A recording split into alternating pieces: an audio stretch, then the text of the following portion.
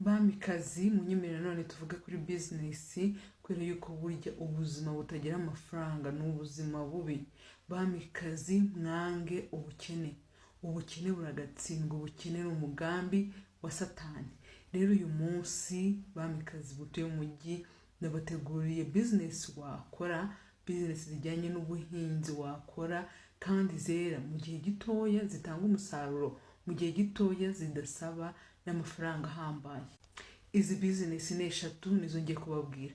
Nkuko bisanzwe muri kumwe nanjye Diane, mvuga ku bijyanye n'imibanire, ubukungu ndetse no kwiyitaho. Rero business ya mbere wakora kandi ikakuzamura mu bijyanye n'ubukungu ni business yo guhinga ibihumyo. Ibihumyo rwose niba ujya ubirya urabizi ko ari ibihumyo biryoha, abantu benshi barabikunda, bijya n'intungamubiri ziri hejuru. Burya wabiriye uba umeze nk'uwariye inyama,